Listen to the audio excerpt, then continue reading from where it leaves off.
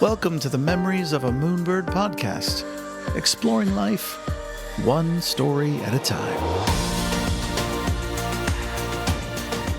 Hello friends, I'm Daniel Sherrill. Today on the show, he's one of the most interesting people in the world. He was not only the director of academic support for 22 years at the UCLA bookstores, but he's also traveled many places around the world, been a hippie, a playwright, an actor, and now, after retiring, helps cook food for the homeless in Los Angeles. At 72, he looks back on a life lived with a myriad of experience, and today, this California native is going to talk with me about that very thing, the journey of life. With a passion for literature and a voice that should be narrating every documentary in the world, please welcome my friend, Jacques Freydont. Jacques, welcome to the show. How are you doing? Well, I'm fine, and my head is swelling after such a kind introduction. Well, let's jump right in. Tell the kind listeners where you're from. I was born in Hollywood, and I was raised in Brentwood, although I lived in Galveston, Texas from the time I was 3 to 9. And this was, you were born in 1948? 47. 47. So what was Los Angeles like in the 1950s? I'm curious. Well, we moved to Texas in 50, and I came back in 56. In 1956, we lived in the Valley for a couple of years. My main memory is how it hurt to breathe. Really? Yes, because there were certain days, and we just called them those days that hurt. And it would be so smoggy. And in those days, you would see the fire belching out of the smokestacks in the north end of the valley. Wow. Also, you had, at the end of Laurel Canyon, there were a bunch of dairies. So there was a lot of methane coming out of those things. But your eyes would water a lot. The place was very flat, to me at least, living in the valley. Not much architectural distinction, especially in public places, because in those days we had height limits on how high a building could be built because of the fear of earthquakes. And at that point we didn't have earthquake safety measures in our building standards. So it was very flat. I like Los Angeles much better today than I did in the 50s, 60s, or 70s. Yeah, people have talked a lot about the smog back in the 80s, but you feel like the smog growing up in the 50s, 60s was much worse. Oh, yes. Oh, yeah. No question. I mean, it hurt your eyes. That used to be common knowledge that in Los Angeles, and it was a late night TV joke, how your eyes would sting. Did you and your family travel when you were growing up? Not much. A little bit of domestic travel to meet with relatives in Ohio. Now, where in Ohio? I didn't know that. Columbus. Oh, because, I'm from Cleveland and my family in Columbus. Yeah. I've been to Cleveland twice, both times to go to the art museum, which I love. Oh, it's one of my favorite museums in the world, actually. Yeah, mine too. I was chagrined when we went across in 1972 when we went to a McDonald's near the museum, and the poor workers there had never seen a traveler's check. And I thought, wow, the East is a different country. But no, we didn't travel much. But no, I didn't start traveling until I went to college in Mexico when I was 20. Now, why did you choose to go to Mexico for college? Well, it was 1967, and all my buddies and I wanted to go to Mexico for the Acapulco Gold, the high-grade marijuana at that time, and and we all loved Mexican food, and it was great, and we were 19 and 20, but you could drink in Mexico and all these things, and it was just a great idea. And it turned out then that I was the only one that really thought everybody was going to do it. And I applied and got accepted and ended up 3,000 miles away from anybody I knew. Wow. I thought, hey, aren't we all going? I mean, honestly, I think you really did score the lucky break there, because going away from home that far away is an incredibly wonderful learning experience. Yeah, it's the best thing that ever happened to me. One of the best things that ever happened to me. It opened my eyes. Not only had I just grown up in Los Angeles, we never traveled other than to Hollywood. My friends and I never went east of Doheny. To us, it was all Indian country out there.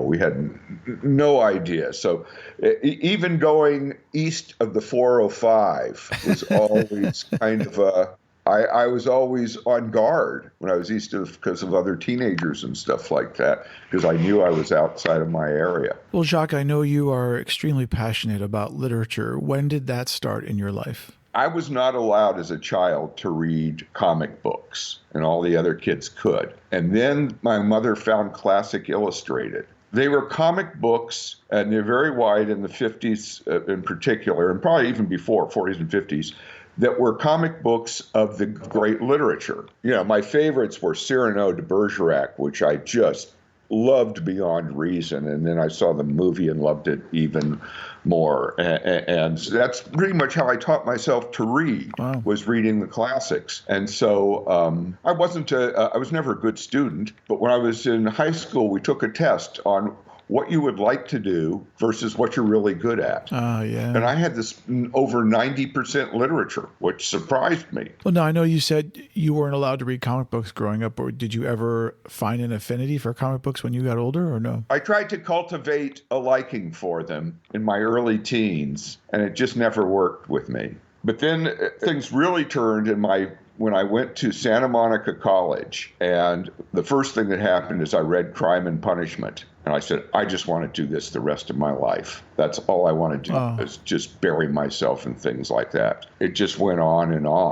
And to this day, it's just never stopped. Although right now I'm reading more espionage and Westerns. I've spent my life reading the classics. And Henry Miller said, any man with a belly full of the classics is an enemy of humanity. And I kind of understand what he means. So I backed off a bit. I'm going to quote you. You said to me, my travels are motivated by literature, art museums, libertine values, and satisfying my id. I'm fascinated by new places. Would you care to expand on that? Whoa, was I drinking? What was that about my id? Satisfying my id? Yes. Okay. When I was in school in Mexico City at the University of the Americas, and this is 1967, 68, hippie days, Jack Kerouac and Allen Ginsberg had both hung out at that college when it was called Mexico City College. And Jack Kerouac has a long poem called Mexico City Blues. And that was our anthem, my friends and I down there.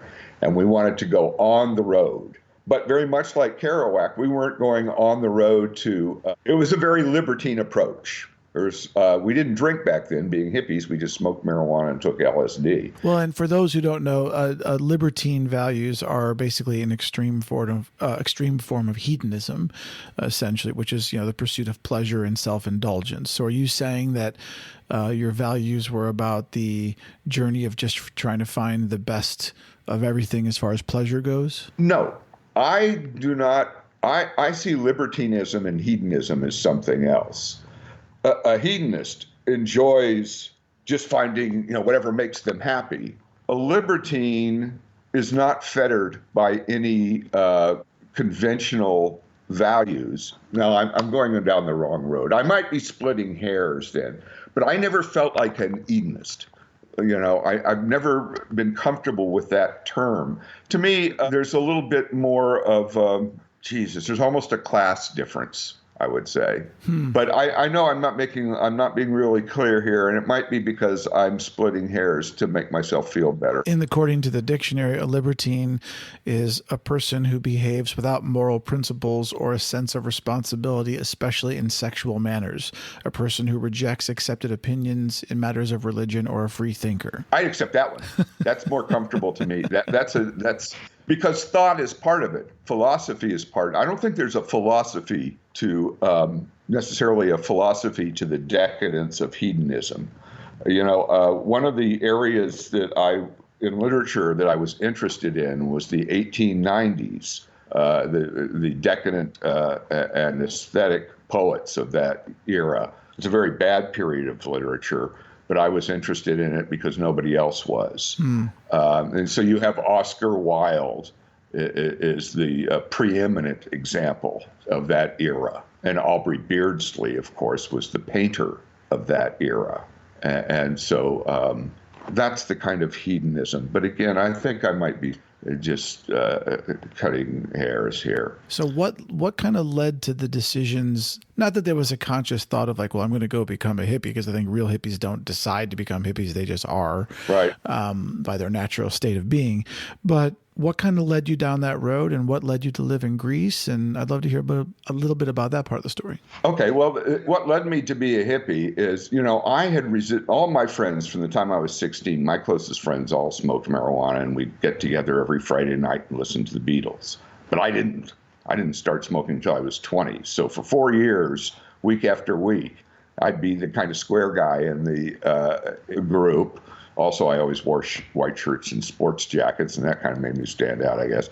And then one night, I smoked some of the marijuana, and I just loved it. I mean, I was a natural, and that was almost 53 years ago, and I haven't stopped.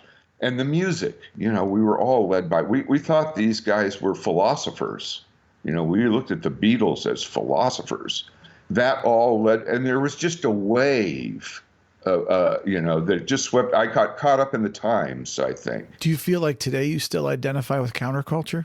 I'm a real, I wish I did. I wanted to, but I also had 22 years of management, more than that, of being a university administrator or business manager. And so I have a lot of sympathy. I look at myself as somebody who was a hippie and a technocratic manager. And I don't think that other people in the counterculture would think of me as one of them. So what led you to move to Greece? I was in Fresno, for one thing. Well, who wouldn't want to get out of Fresno and move to Greece? You got it. You got it. It's so funny because everybody makes fun of Fresno, but it's really not bad. It's not a bad place. It's really not. No, it's not. There's some splendid people there. It wasn't for me. I need a big city. I'm appreciative of Fresno, but for me, it was personal disaster. And at that point, I was trying to be a novelist. I wrote 5 novels in my 20s, and they were all rejected, and they were all bad. And even I knew they were bad. I was hoping, but I had a good agent, a good New York agent, who had taken me on because of a friend's father who was a novelist. I just fell apart in Fresno, did nothing. Meanwhile, my first wife was a ballet dancer. I was failing. She was rising. So I went to Europe. She went to New York. We were still married. She started dancing with first Louis Falco and then Twyla Tharp. I found myself in Europe. I got excited there. And I ran out of money. I'd been in London and Paris. And then I went to Greece. And I ran out of money. And this guy said, I've got a job. And I said, oh, yeah? I said, I'll take it. And I didn't get a day off for 3 months. The next 3 months. What were you doing? Well, in the mornings, I'd cook breakfast for the visitors. So I'd do that in the morning for about 6 straight hours. They'd wake me up when it was busy. I didn't even have time to brush my teeth. They'd say, come on, you got to start working. And I'd go in there and I'd make omelets for about 5 or 6 hours. And at night, I'd cook meals, serve wine from about 7 o'clock to 9 o'clock, and then I'd take the people out to the discos. Did you love it overall, though? Well, I got rock fever. I'm not an island, like I said, I'm a city guy, but it was the time of my life. Because really, besides work, all I did was drink, dance, and fuck. That was pretty much my life at that point.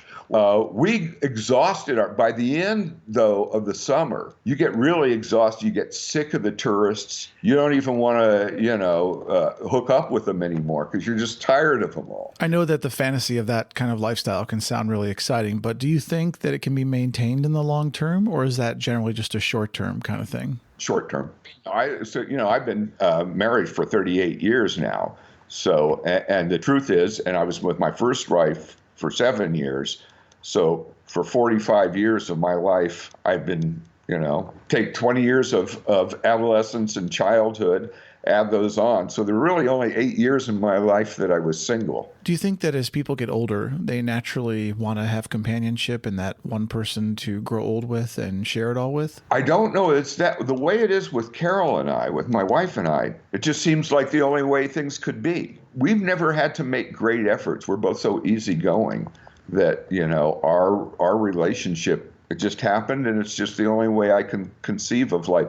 Now, that doesn't mean that when I see a pretty girl, my id doesn't start flooding my brains with obscenities, but that's not, I would not jeopardize my relationship, although I don't even know if I could jeopardize it. I think Carol and I are just what we are. For me, at least, there's a human instinct of, as I mentioned, as you get older and you start to deal with the body changing and certain things don't, like you wake up with aches and pains and your parents die and like you go through all these things. I don't want to share all that with a multitude of people. I want to share it with the one person who's right. I'm most close to, This last few weeks, a pair of ducks, male and female, have been coming and swimming in our swimming pool, and Carol feeds them corn. These guys are together all the time. Some animals, monogamy is the natural state. Now, I hear that some birds that we think are monogamous actually screw around on the sides. But, I look at these birds that come every night, this couple, and I say, that's just, one gets out of the water, the other gets out of the water. The female likes to eat in the grass. The male doesn't, but he goes over and stands near her while she's doing it. That's cool. It's just a natural. I suspect that it's chemicals. I expect that someday we'll find that, and here I'm going being hippie now, but that, we talk about vibrations. I suspect there's lots of stuff going on that we don't have the capacity to see, feel, hear, or smell that is connecting us. I suspect all those nights of snuggling, all those nights of sex is, how they say, what is it that Einstein talked about? Spooky action. Was it spooky action at a distance? It's Einstein talking about I believe it's quantum entanglement. Yeah, right? yeah. And I wonder if that kind of thing doesn't happen. You say you exchange souls and stuff. Well, I imagine it goes back like visually. If the color spectrum is the size of our screen that we're looking at each other, and all that humans can perceive is the nose. And so God only knows. And then we talk about dark matter, dark energy. I agree with you. I think there's a whole level to the universe that we haven't even begun to discover yet. And I think when we do, it will explain a great deal. But I also think we're not mentally ready for it. I think that as we evolve, our minds will expand and we will be able to handle the information. But right now, as we exist in 2020, I don't think most of us are able to comprehend it. This gets into a theory a friend of mine had that as human beings evolve over centuries and centuries, not years, but thousands of years, right, that we will eventually achieve like a higher state of being or become more energy like and then become more aware of things in the universe. It's a cool thing. It'd be a great sci-fi movie. Yeah. I think the reason that so many science fiction writers come up with things along that line is the same reason that is instinct.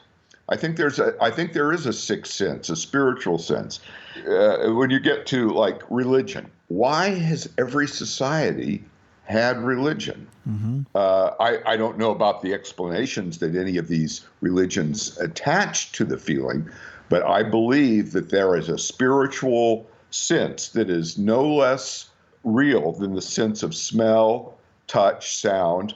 I think that there is a sense of a world that's alive beyond our world that mankind has always felt, but we haven't yet defined it. I agree with you. The problem with it, I think, though, is that there are all these used car salesmen out there or snake oil salesmen who know that area of the universe exists and they go, you know what I'm going to do? I'm going to tell people that they should put on their linen shirt and come to this camp on the coast of California with me and I will lead them. And then they charge them $2,000 for a week to have their chakras opened and they're all full of shit, honestly. Like I get so tired of seeing these people all fall for this malarkey because they're so scared essentially deep inside. And what those people are doing is they're seizing onto the myths that surround the inarticulate perception. And when people have this inarticulate perception, for whatever reason, they're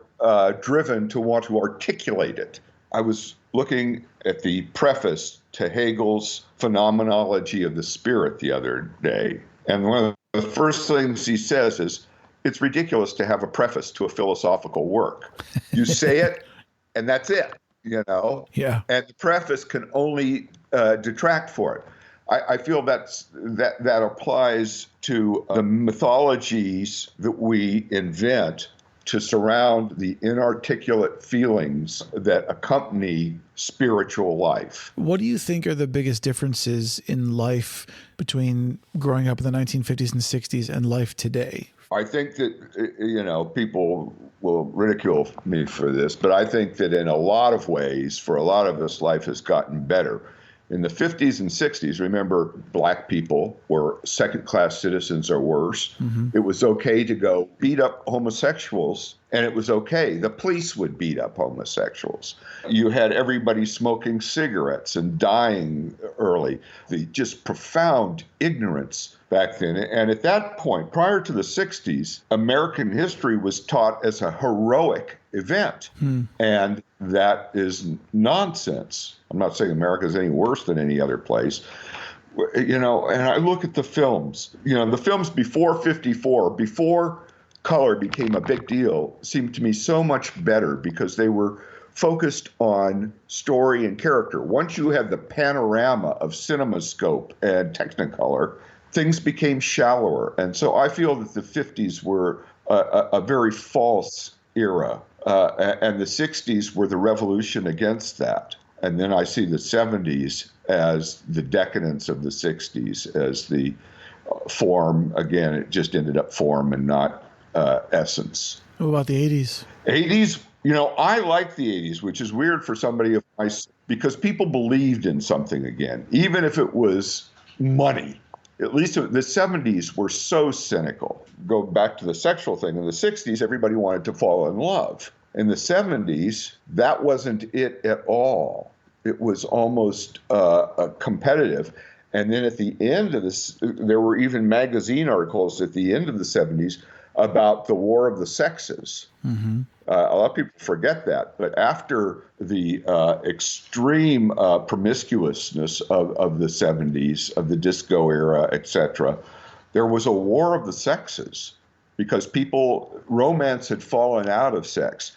Now, today, I don't see how any of these folks, I don't know if romance is even considered a legitimate activity these days or a legitimate instinct. I don't know if young people... Well, it is for me. I mean, romance is very much a part of my life, and it's important But what to about me. for young people? What about the people in their teens, 20s? Do you think these folks think of falling in love? I do, but I don't want to speak for them. So I'll tell you what, I'm going to have someone that age on the podcast, and I will ask them for you. Good. I would love to hear what somebody of that age thinks about romance. Like a 18, 20-year-old, something like that? Yeah, all the way up to 30. All right. Well, you heard it here first. We're going to have a future episode all about romance. And maybe I'll even get some people of all different ages to kind of comment on romance and how they feel about it. Yeah. Jacques, while we're talking about romance and passion, of course, you once told me that one of your goals was dispassion. Yes. I'm going to quote you again. You said dispassion is something you want to see in a surgeon who remains cool under pressure, but not necessarily in a romantic partner. So now why dispassion, though? Why a lack of passion? Well, that has a lot to do with my philosophy, with Confucianism, quite frankly. That's something that I read in my early 20s. Passion distorts reason. I want to look at things. I want to stand back from things. I want to think them over. I can feel them. That's fine. But I want to make my decisions dispassionately. I want to make my evaluations of things dispassionately.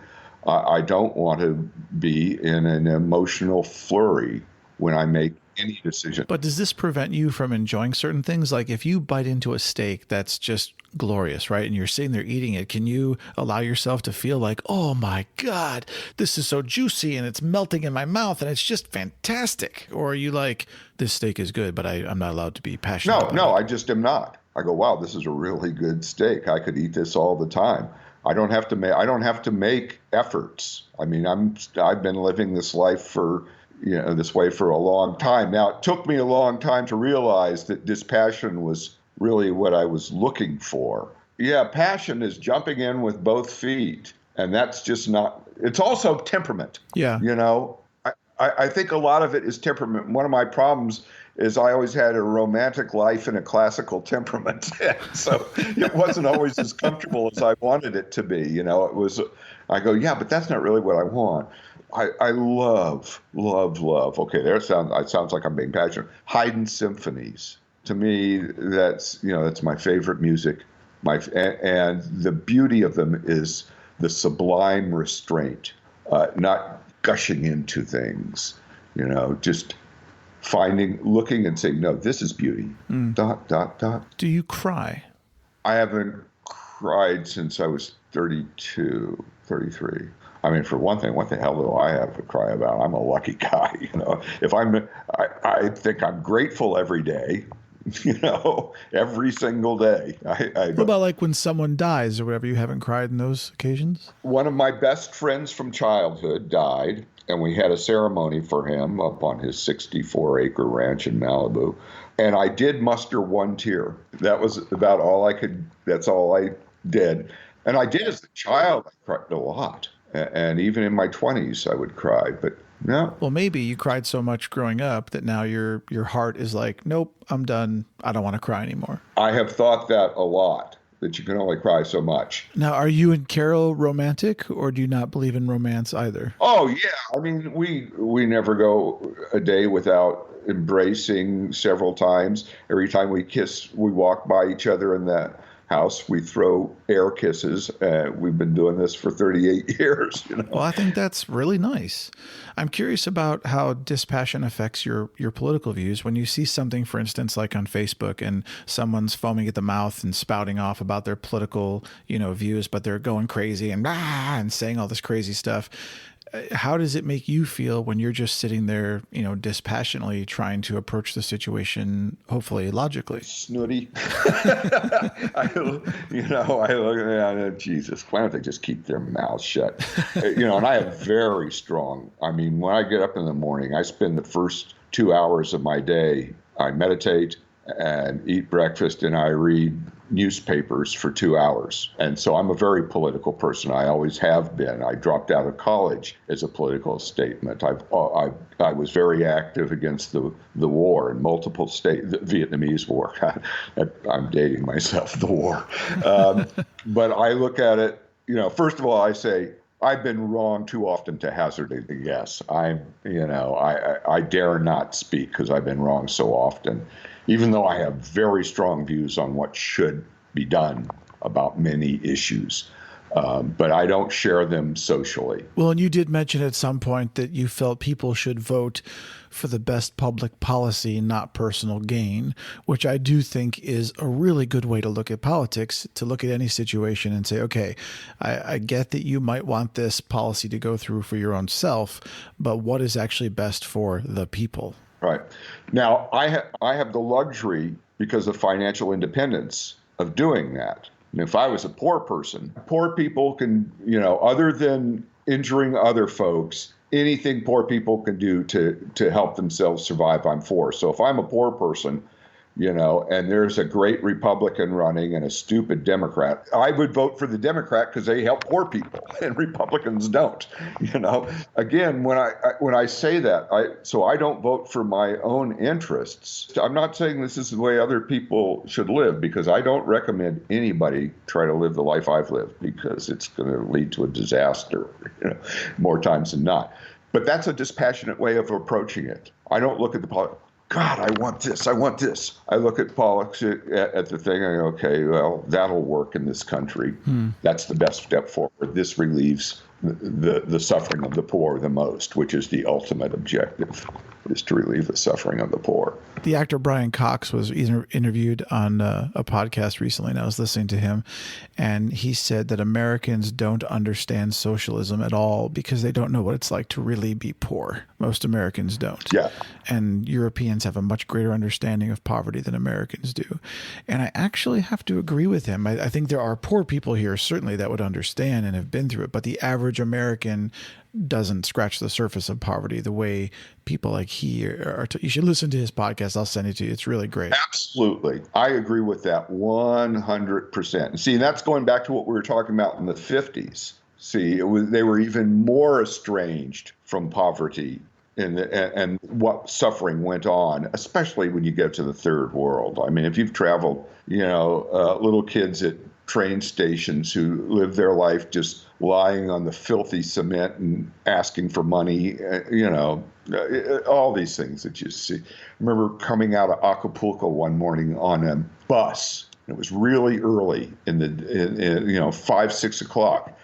And as we were going on the outskirts of town, there were all these one-story buildings, and there were all these little boys, I'm talking 5 years old, just leaning against the doorways, nobody watching them. They're just kind of on their own in these overcrowded barrios. I mean, that's just Now, I've also seen in America in 1969, when I was dodging the draft and driving cross country to Florida, and I'd come up to these dirt roads and all these windowless shacks. I mean, they had windows, but they had no glass in them, of wood and stuff. And these deeply impoverished black people sitting outside on their porches.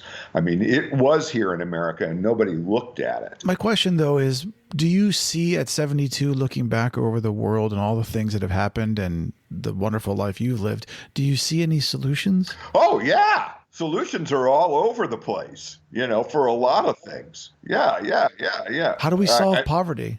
Well, like Jesus said, the poor are always with you. But, you have higher taxes, redistribution of wealth. You have a society based on infrastructure, getting rid of the vanities, movies that are extravaganzas of violence and technology with actually deleterious moral issues. All these superhero movies teach people that there is good and evil, and that through violence, good can overcome evil. That's a horrible, and that has and I think that's part of the reason that the Sanders people, they saw the world in good and evil. Sanders was good. The centrist Democrats were evil.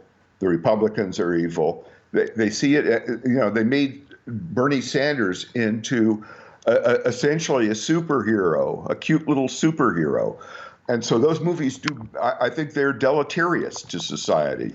Whenever I was on a set, on a SAG set, especially, I'd look around and go, all this money, all this technology, all this talent, all this innovation for something that the world would be better without. I've never seen it that way. Well, again, for me, because I like high art. So I have very, I like to watch Westerns and stuff like that. I'm not anti all middle and lowbrow art. But to me, sit down and listen to a Mahler symphony and really learn about it. That's a better way to spend an hour and a half than going to a movie, and it's a lot cheaper. Now, it's easier for like Denmark and Netherlands because they have this common gene pool. So they instinctively protect their societies. In the United States, we don't have that. So we have to develop a philosophy and an ethos, a zeitgeist of communal approach to what are communal problems, such as poverty, environmental problems. So I think if you had a more social conscience, it's no coincidence that the Anglo-Saxon countries, with their belief in individualism, have done the worst job dealing with COVID-19. So much worse than everybody. I mean, England has now surpassed Italy and Spain, for deaths.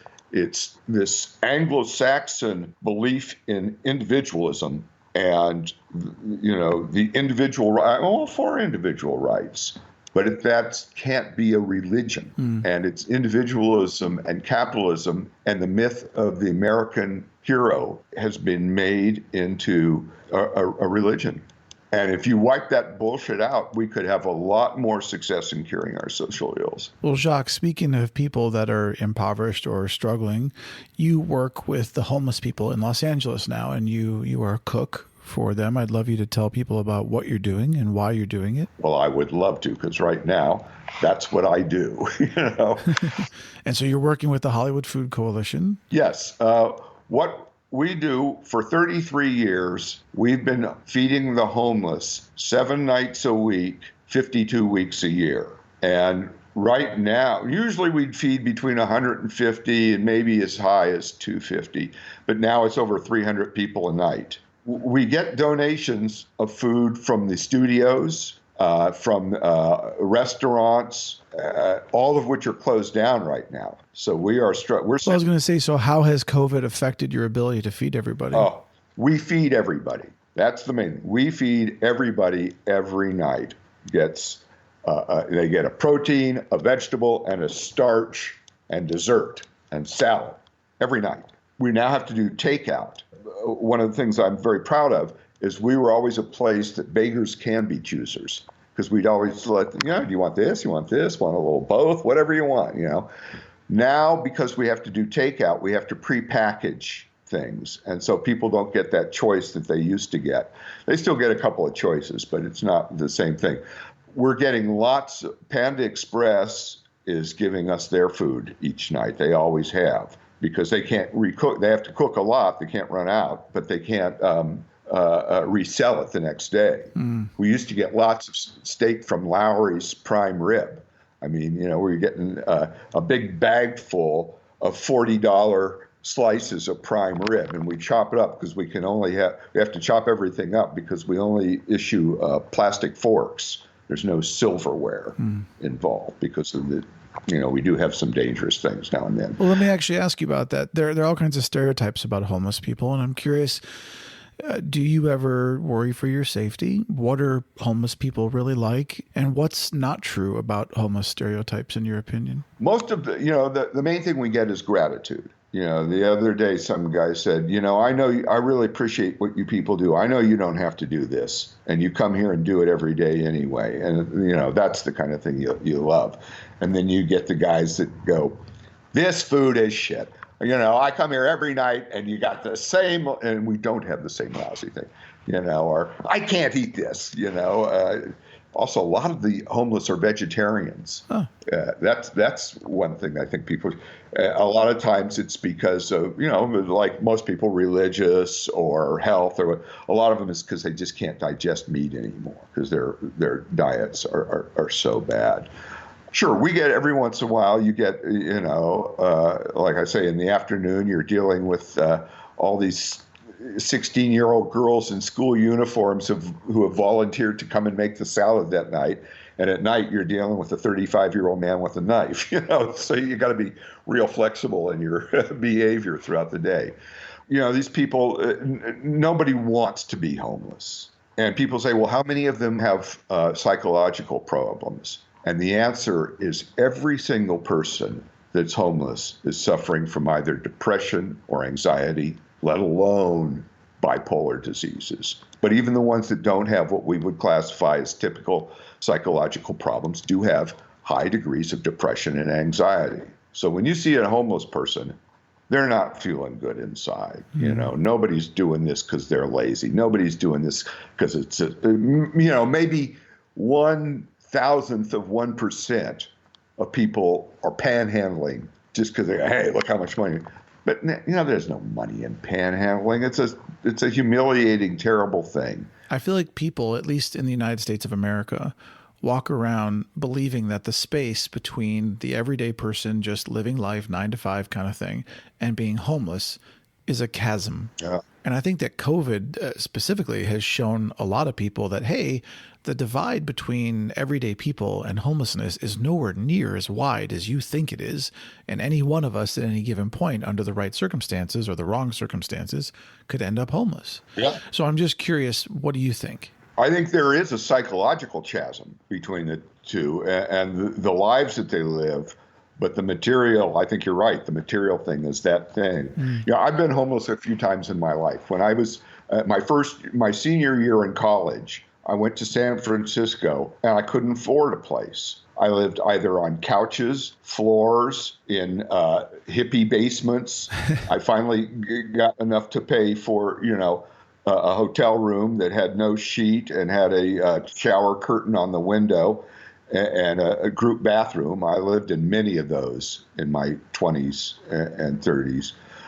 When I came back from Greece, I had nothing. I was back to living on couches and stuff. And then a friend loaned me a 16-foot trailer on the beach that I lived in for 6 weeks. And, the food was, there was another time that I had to, the only food I got is I would sweep the floors of a bakery, and this lady would give me baked goods every night when I was living as a hippie in Venice and just didn't have a dime. But I would do, when I was young, I would go on these adventures. I'd go off to Florida or to Denver, and I'd go hitchhiking across the country or taking a Greyhound bus. And then I'd come back weighing 120 pounds with scabs on my face and just, had the shit. Looking like a crystal meth addict? I'd look like a crystal meth addict. Yeah, exactly. Just from lack of food, just general lack of anything. So that's another reason I do this, because I don't feel like I'm giving back. I feel like I'm going back and helping the folks I was with. That's really cool. And this is not the best transition in the world. I mean, hey, they can't all be winners. But speaking of food, in all of your travels around the world, have you found a food that you call a favorite? A favorite? No, I can't say. I mean, there are many things I love. I mean, to me, a great dinner is scotch and pecans. So that's. I eat a lot of nuts, but no, I don't have a favorite. If I could take a shot and never eat again, I'd do it. To me, eating is time consuming. It's so important. You get tired if you don't do it and stuff. I would love to just take a shot and not have to eat anymore. I agree, actually. And then only do it socially for fun when you wanted to. Yeah. Yeah. Do you have a place you've eaten in the world that was exceptional? Yeah. Billy's Steakhouse in Chicago. It's gone. Oh, my God, was that the best the best filet I ever had. So last meal on earth then for you would be a filet, a scotch, and a handful of nuts? That'd be okay. That'd be okay. Maybe some dried apricots too. As someone who's so passionate about literature, what was one of your favorite childhood books? Whoa, now that... Besides the classic comics. Yeah, because that was pretty much... I don't remember. There was a book called The Packers about a family in London. Peter Pan, I liked. Do you remember the first book or movie you saw that made you cry? I can't remember any. I don't cry. I'm so dispassionate. I can't even believe you asked me that question. Exactly. Jacques, politically, how do you think history will look back on today's administration in the United States? I agree. One of the little pleasures I take is each year I look at all the rankings of the presidents. And I've always been, a lot of people say, oh, Bush is the worst president ever because, the banking collapse of the false war that essentially lost an empire and killed all these people. And I always said, no, Buchanan is the worst president of all time. And you can't get around that because Bush might have killed more people if you count Iraqis, but Buchanan fiddled for the 3 months prior to the Civil War. And certainly Buchanan, Fillmore, and Pierce were very responsible for the Civil War happening. If they had done other things, and then Andrew Johnson. So I said, no. I said, Bush is not the worst president. Buchanan is. But I think that now Trump is worse than Buchanan because there's a malice in what he's doing, what he does. There's, he might not kill as many Americans, although he might, we'll see. But there's a malice in it, and that makes him, our mad king. America has now had its Ludwig II, it's Caligula, people that really harm their own people, and that's what this guy is. So, yeah, I think that this period will come off very bad. Looking at the international community for a minute, when you look back over your whole life, if you were to tell someone today, listen, if you're only going to take one trip in your whole life, I think you should go here. Where would that be for you? Oh, my goodness. Gosh, that is Los Angeles. Edinburgh, I love. But, I learned so much in London and Paris. I'd have to lean towards that. Big Sur and Santorini are the most beautiful places I've ever seen. Where would you choose? Oh, that's funny. People don't often flip that on me. I always tell people that it's a trick question because the real answer is that depends on who you are and what you like. Ah, good. Yes. So, but if you're just the average person in the world and you're just looking for a really wonderful experience, I agree with you. I think Paris is pretty extraordinary. That's going to be hard to beat. New Zealand is phenomenal.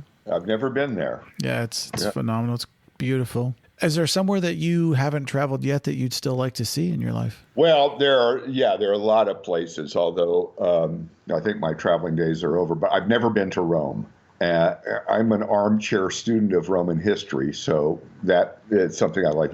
I've also never been to the Dalmatian coast, which I would love to see, and Poland and St. Petersburg. So, Jacques, you've been a hippie, a business manager, a novelist, a playwright, an actor, and now you're retired and helping the homeless. Of all the things you've done in your life, which thing have you liked the most? Well, right now, I just love working with the Hollywood Food Coalition. It's stressful right now because we're not getting the food from the studios because the studios are shut down. And so I can't make the kind of meals that I used to make. I used to brag that in the afternoon, Jennifer Aniston's eating this food, and tonight the homeless are eating the same meal. That's cool. Although it's been gussied up by me. So, the acting, those 18 years were the best years of my life, hands down. No question about. For me, my 50s and 60s were the great years in my life.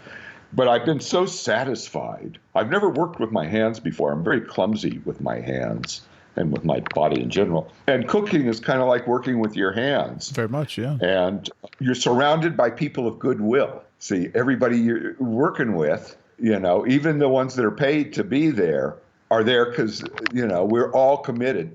No matter what our problem is, the bottom line is, but we got to feed these people. Yeah. Today. No matter what's going on, we got to feed these people. Are you happy overall now with just the journey of life? Shit, I'd be an asshole if I wasn't. I've got a lovely home. I've got a marriage that runs like a knife through butter. It's just easy on hand. I've got my records. I've got my, I've got good friends. I've got money. I have this great time of being an actor. I have a very satisfying job right now. And I'd be a real asshole if I wasn't very satisfied with life. I'm just sorry that so few others have the advantage that I have right now in life. I'm curious, if you could continue to live a healthy life, how long would you want to live? Well, I'd like to live to be 84 because then Carol and I will have been together for 50 years. And I would like to, I needed a goal because my goal always was to live this long, which is long enough for a bunch of financial things to take place so Carol can outlive me by 30 or 40 years, which she probably will do, and still be financially taken care of. My job is to generate revenue for 30 years after I'm dead. And so that's, that's my main goal in life at this point. Well, but if you were just healthy and didn't have any major diseases or anything like that, would you want to live longer than just 84? For one reason, mostly, I'm curious about what will happen. Yeah. I'm so curious about the course of world history that, I'd love to come back in 200 years and see what's going on. So that would be my main. But, on the other hand, if I died tonight, Daniel, I got no complaints. I got better than, people ask me how I'm doing. I always say better than I deserve. Are you afraid of dying? Not in the least.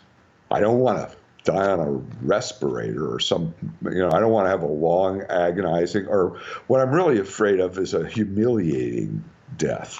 Getting, that I'll end up with Tourette's and just start shouting all the vulgar things that I've done and wanted to do. I'm curious, if you could tell your younger self anything, what would it be?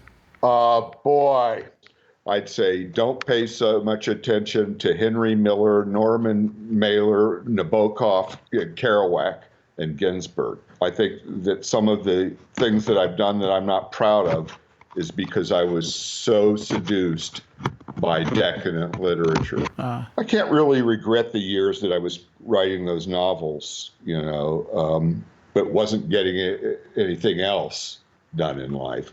I regret the mean things I've said to people more than anything else in life, I think.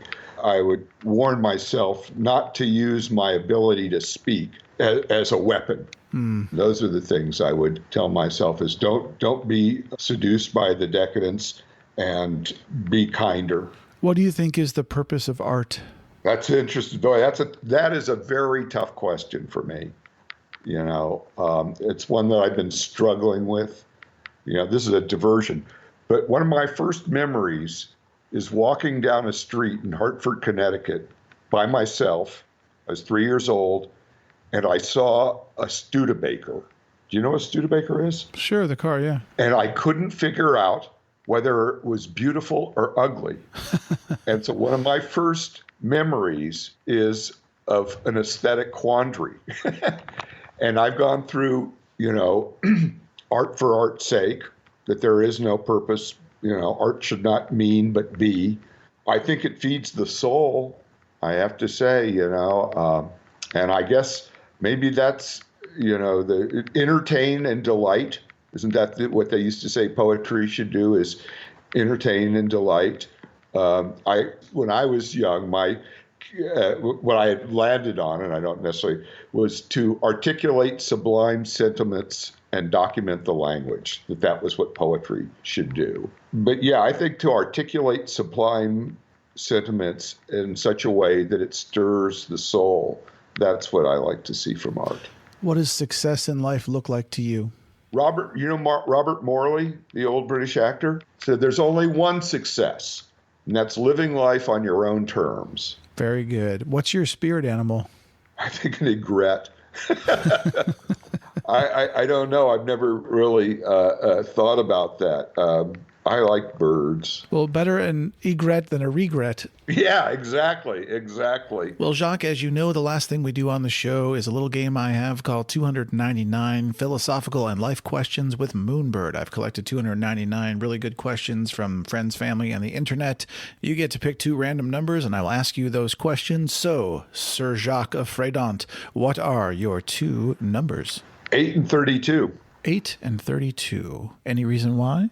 8 because I always liked that number in the cards, the 8 of clubs, and 32 because it was Sandy Koufax's number on the back of his uniform. All right, so here we go. Number 8, your bedroom, your car, your desk, which would you clean first and why? Probably my desk, because that's where I do the things I really like to do.